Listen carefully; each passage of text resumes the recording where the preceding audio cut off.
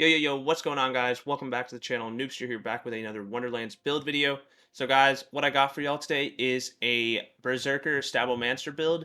And as you can see, this is also a Stab-o-matic build.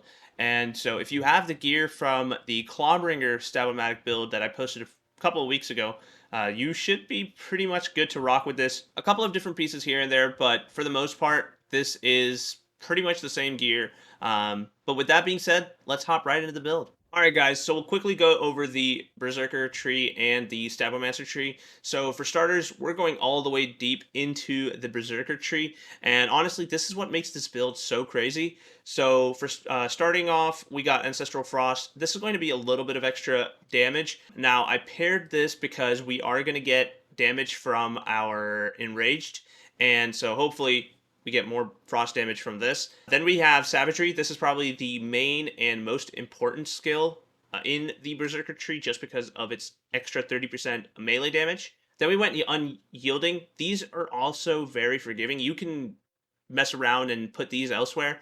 You don't really put it here because you don't really need the reload speed, but you can put it in Icebreaker if you do want a little bit of damage to frozen enemies. Honestly, you don't really need it because you're already dealing a bunch of damage. If you do like swinging your weapons, I would recommend putting it into Blast Chill, 1 point here, and then a couple points into Ancient Fury if you like a little more max health. And I don't know if this one gives area damage really, but because it is just melee, but you could put it in here, and if you get a bonus from it, cool. I really didn't think you would get area damage, and I didn't want more max health, so I just opted out, and I think the health regen is a little nice to have, just passive, just to keep us alive. Next, we have the Old Ways. This is going to give us bonus damage when we're up close and personal. Y'all know this. It's just one of the key things you want in BrrZerker. We have Cold Snap. This is mainly for the movement speed. We don't really care about frost efficiency. Again, we're really kind of trying to zip in and out, and so this build has just a ton of movement speed. You're moving around like crazy, and because of the capstone, you have your action skill up almost all the time. At least in each chaos room, you'd have it up pretty much the entire time. Next, we have Unarmored Defense. This is going to be the big chunk of bonus health. This is going to be paired with Blood Frenzy, where every time we get a kill, we're going to restore 9% of our health, and we're also going to restore some Enrage timer. And then next we have Relentless Rage. This is just a bonus point I had. You can move this around. I saw a couple people say that they like to have it, so I went ahead and threw it on here. And then last but not least, we have Blood of the Fallen. This just basically gives us more action skill cooldown reduction and action skill duration restoration, which basically means every time you get a kill, your action skill is going to come back a little bit, and basically you're killing like crazy. So you're gonna have your action skill basically throughout the entire room. It's actually really insane. I'll show you some gameplay. It's legit ridiculous when it comes to those little obelisks or whatever you call them, where you just get a ton of enemies. You just literally do not run out. Chaos chambers you might, just because enemies are kind of scattered, so you're gonna lose some duration from that. But for the most part, you have a really long uptime with your skill or your action skills. Sorry. Next, in the Stabomancer tree, we went 5 out of 5 in Arsenal. This is mainly for the melee damage and the spell damage. Next, we have Haste. This is going to give us melee attack speed, which doesn't really matter. We're not really swinging this thing. But we mainly got this for the movement speed, which is a bonus 20%, which is pretty huge because we are going to cast our spell quite often, and the duration is nice, so we're going to basically be running like crazy. And then next we have Swift Death. This is going to be paired with Haste to get more damage the faster we're moving. Next we have Nimble Fingers. This is going to increase our fire rate, which is also very nice. And last we have Elusive. We didn't have more points, but we would have tried to go a little bit in Contagion and Alchemical Agent, but yeah, for now, this is what we're rocking with, and we really wanted to get into the capstone. And besides, you're already doing a ton of damage, so you really don't need these two skills. But another thing that is very, very cool about this build is that you can use Ghostblade. Ghostblade literally does mobbing probably better than even from the shadows. Like, you're going to be one-hitting things with Ghostblade. A lot of times, I'm literally just moving the Ghostblade and not even shooting my weapon in those obelisk rooms, because it's literally always up, and yeah, you're just literally one-shotting things with Ghostblade. It's really cool, because I really didn't expect Ghostblade to do so much damage, but it does a ton, and in the gameplay, I'll actually show you a full obelisk room where we're just using the Ghost Blade, and it's honestly insane. And honestly, that's the main reason why I kind of like this build more than the Clawbringer's Stabomancer. You know, that one is definitely more diverse. You can use literally every action skill you have available to you. I really don't like Feral Surge. I feel like they should have made this melee damage instead of ability damage. Ability damage is kind of lackluster in my opinion. So, and we're not really getting a ton of it. So, I wish they had this as melee damage. I would have actually liked it a lot better. Ability damage just doesn't do a lot for me. And then Dreadwind, I tried to use this, but there's a little bit of knockback when I'm really close to enemies, so I don't like using this. But this does decent damage because it is melee damage. But again, if you're using Ghostblade and from the shadows, it's literally game over. It's insane. So, you know, this is more of a like a full fusion, right? We're going deep in the Berserker tree, but we're also using the action skills from Stabomancer. So give this one a try. It's really cool. Here's the hero stats really quick.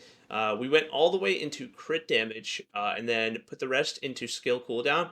That way we do get our our skills back relatively quickly. This does help a ton. And I think the rest we put into status damage or max ward. Honestly, you can put it wherever you want. Don't put it into spell cooldown just because of the gear I'll show you. And you really don't need more crit chance, but if you want to, feel free to spec however you want. I think I did status damage because I was going to try Contagion, but I changed my mind. So you really don't need this. You can go ahead and put it into max award. It'll help you with your survivability. And here's a quick look at our myth rank. I just want to quickly show you guys this so you don't think that I have like a super high melee damage. I don't. Like, it's only 6 points, and I wish I didn't even spec into these. Here is the inventory. Very similar. We're still using the same spell blade with the enchant after getting a kill. Restore 1 spell charge. This is a melee kill, that is, so this is not applicable for everything. Kind of sucks, but it pairs really well with the Stab-o-matic. We have both the ×14 and the ×7 with on spellcast increase melee damage by 30% for 10 seconds. Really nice because we're constantly going to be getting our spells back from this, and this literally is going to kill in like one bullet, regardless if you're using the ×7 or the ×14, to be honest. Next, we have the mood rings. These are the only 2 mood rings we're providing here. These are really all you need. They have melee damage and bonus melee crit hit damage. Literally just amazing rings. You don't need anything else. And you're going to have these up at all times because of unarmored defense. Like, unarmored defense is basically going to make your ward in half, and that means this is going to give you a bonus 33% to the melee damage and to the melee crit hit damage. And we have 2 of those, so a whole lot of damage there. Next, we have the body rune. You guys know about the body rune. It restores 15% of your health and deals 20% bonus fire damage. Doesn't really matter. The fire damage is nice to have, not essential, but the max health regen, along with what we have here with Blood Frenzy, yeah, you don't need anything else for survivability, really. Like, going into anything else is kind of overkill, but you do you, right? I feel like this is a great setup, and honestly, you will not die. This one also has plus 10% max health, which is even nicer. But yeah, this one has the enchant on action skill start, increase melee damage by 40% for 10 seconds. I don't really prefer on action skill start enchants on this because we're not really activating them often. Mainly like 1, maybe twice in each round, but we're also clearing very fast. So yeah, you can like get around it, but you want to have on spell cast just because you're going to be able to do that a lot more. But this is 40% extra melee damage. You cannot pass up on that, and this is just really good for bosses. Next, this is the same Universal Soldier I used for the Clawbringer Stabomancer build. This one has action skill cooldown rate and fire rate. Not all damage dealt. That would have definitely been nice, but having that extra cooldown rate is definitely beneficial. This one has gun damage and Stabomancer power. And one thing I did not make note of is in the hero stats, you see that I have less Berserker power, and Stabomancer power is at 99%. Now, there's a reason for this. I really want a lot of From the Shadows duration and Ghostblade damage, but Berserker power for having that bonus frost damage from Enraged is also very nice. So really the class mod doesn't matter, but I would make use of a class mod that has both Stabomancer or Berserker power. And then the same goes for the Universal Soldier. If you go less in, if you go more into berserker power, you'll get more frost damage, but your action skills will not last nearly as long. But as you can see with here, we're getting 46% Stabomancer power, and this one is giving us 52%, and then 0.4 and 0.6. But regardless, it's because of this, we're literally having our action skills up really for a long time. Ghostblade damage is also insane. So that's why I prefer this setup. But honestly, do what you guys like. If you don't really care about using the action skill often and you just want more frost damage, go more for Berserker power. It really is up to choice. But this one has all damage dealt, regens a little bit of health, and then also increased melee damage. God roll, literally insane paradigm here. So this one actually came from Alex. The rest of the gear I think was mainly an enormous dab. He helped me out with a bunch of this, and then this class mod specifically was from Alex, aka I believe his name is CallADoctor. So yeah, that's what he goes by. But yeah, honestly, perfect paradigm. Thank you so much. Next we have our Buffmeister. This is a shock Buffmeister, and this one has bonk and zap, and the enchant on spellcast increase damage dealt by 15% for 10 seconds. Just a great class mod to have. This one's ascended, literally does a ton of damage, and literally you're moving like crazy. That's one thing I want to make note of, because we are going into Swift Death and our class mod's giving more haste and swift death. Your damage dealt is just so much more when you're running. You're gonna have cold snap, which gives you bonus movement speed. You're gonna have haste, which gives you a ton of movement speed. And yeah, like you're literally moving like crazy whenever you cast your Buffmeister. So that makes us just do a whole lot of damage because of Swift Death. But that is it for the build, guys. Nothing extra. I mean, there are a couple items here and there, but honestly, nothing pertaining to this build. This is really what I wanted to show you guys. Showed you guys everything just to show and be transparent with myth rank also.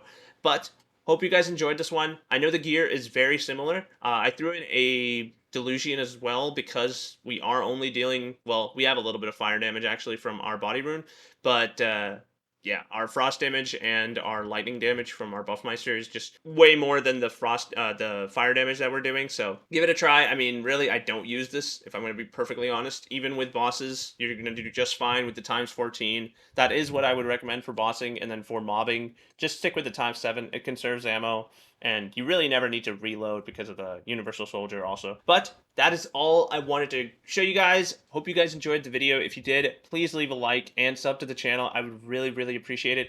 And I will be posting this build in my Discord, so if you are on PC, feel free to download it there.